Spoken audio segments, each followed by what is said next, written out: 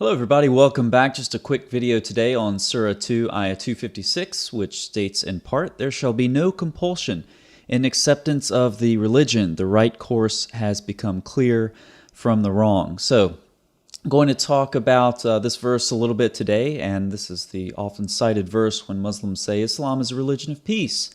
There's no compulsion in religion. I'm going to show you that there are multiple ways of interpreting that verse and look at a couple of specific examples. So we'll start with Ibn Kathir's tafsir.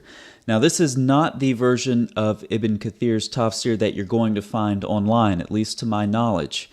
So his tafsir, of course, is lengthy, and different Islamic scholars will abridge it and translate different parts of it rather than translating the whole thing. So this is abridged by Sheikh Muhammad Nasib al-Rafi'i. All right, so this is his version of his abridged version of Ibn Kathir's tafsir. So Kathir starts off by saying, of course, he cites the verse Surah Al-Baqarah 256, and he says, Allah says there is no compulsion in religion, meaning do not force anyone to embrace Islam because it is clear and its proofs and evidences are manifest.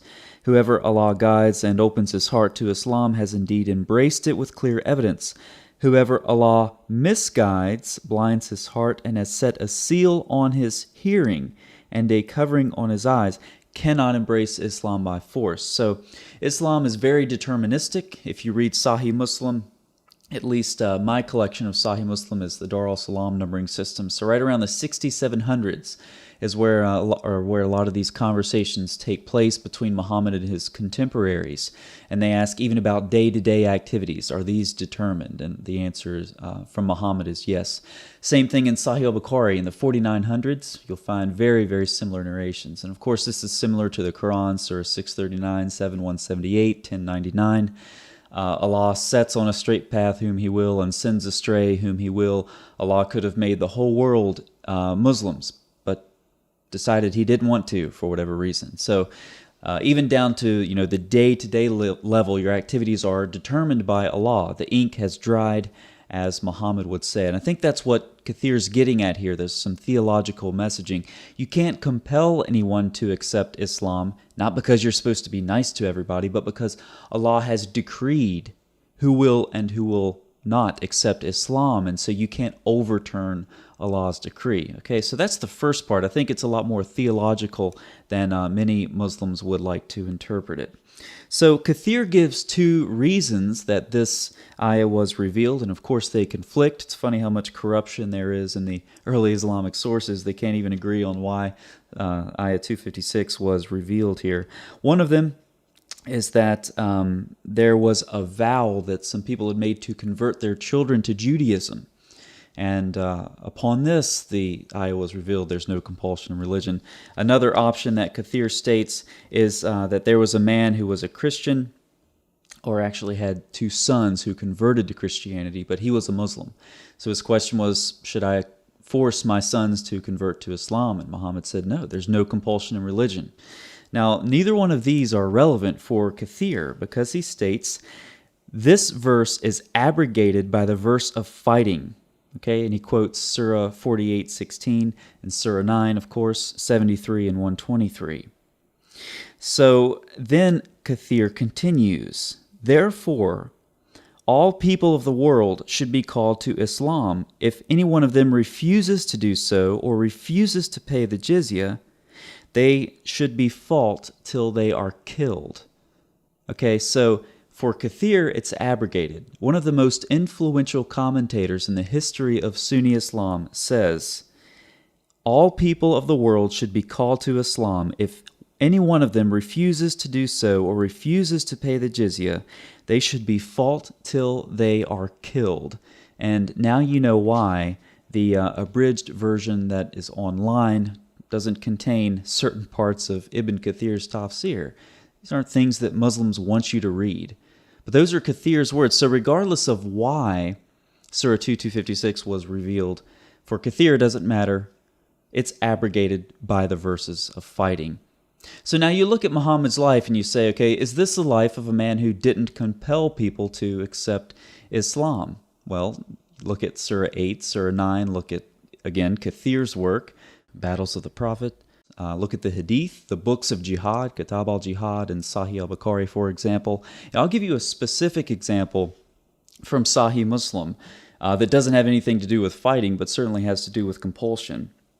So again, my copy is Dar al-Salam, and in that numbering system, it's 4589. For other numbering systems from Sahih Muslim, it might be 1764. So basically, there's this man called Thamama, and he is brought to Muhammad, and he's tied to the pillars of a mosque.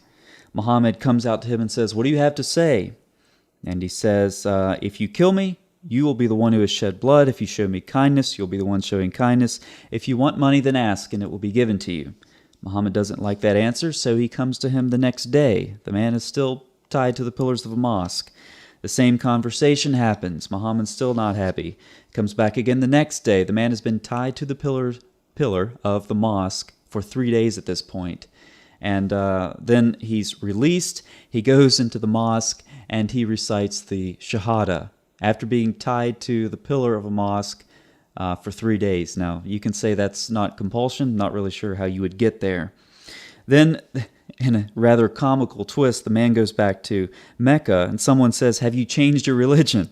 And he says, "No, but I submitted to Muhammad." So he takes the Shahada to make Muhammad happy. He's untied from the mosque, and then he goes back and clarifies that, no, he just submitted to Muhammad. Okay, so this is sort of a model that Muhammad followed, okay? And as he expanded the Islamic State, this is the model that they took on.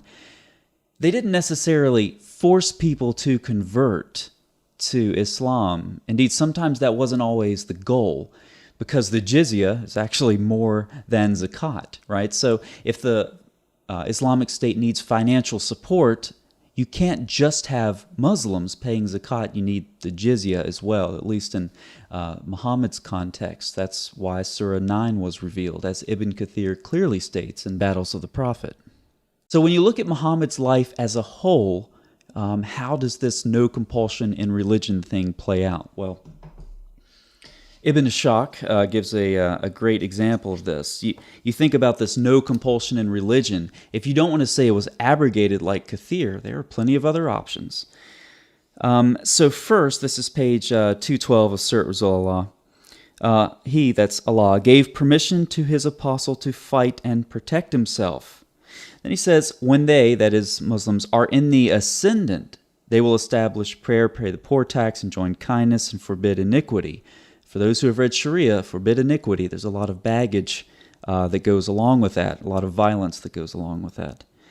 And then God sent down him, fight them so that there be no more seduction until no believer is seduced from his religion, and the religion is God's. Okay, so catch that.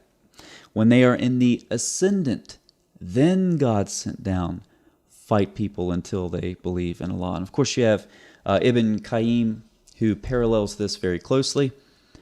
For 13 years after the beginning of his messengership, he called people to God through preaching without fighting or jizya. Later, permission was given to fight. Then he was commanded to fight those who fought him. Later, he was commanded to fight the polytheists until God's religion was fully established. Very, very close to what we just heard from Ibn Ishaq there. So you have 4 stages. First, it's preaching. No compulsion. Your religion is yours. My religion's mine. Everything's good. Then there's the permission given to fight defensively, then the command to fight defensively, and then finally you are commanded to spread the Islamic State by force. But again, this is not in conflict with no compulsion in religion, because you're not forcing people to accept Islam. You're not trying to overturn Allah's decree for who He has decreed will be a Muslim and who won't be. All you're doing is you're forcibly expanding the Islamic State, and you're forcing these people who do not accept Islam to be dhimmis under the Islamic State, pay the jizya, and feel themselves humiliated and subdued, just like the individual who was tied to the pillar of a mosque for 3 days who finally submitted to Muhammad. So now you know, whenever you have Muslims who quote this verse, Surah 2:256, that it didn't stop Muhammad from committing a lot of atrocities. It didn't stop Muhammad from tying a man to a mosque. It didn't stop Muhammad from waging offensive jihad to spread the Islamic State. and subjugate people into a demi-status, or you could simply take Ibn Kathir's route. This verse was abrogated by fighting, and there he cites Surah 9. So lots of different takes on no compulsion in religion, but it by no means implies that Islam is a religion of peace. Have you ever wondered why there are so many ahadith which testify to Muhammad's engraved ring? Have you ever wondered why in the Quran it's said that Solomon was given the power to control the wind? Have you ever wondered why Muhammad thought that some dogs were the shaitan? And after you're finished laughing at the story where a rock runs off with Moses' clothes, have you ever wondered what the source for that story is? Have you ever wondered why the story of Adam and Iblis in the Quran sounds so much like pre-existing legend? We'll be looking at possible answers to these questions and more as we continue a source-critical journey into the primary texts of Islam and the connections between them and tales of mysticism, memoirs of magic, and the folklore of antiquity. I hope you'll join us on my channel for what will no doubt continue to be a fascinating journey through the tales of the ancients.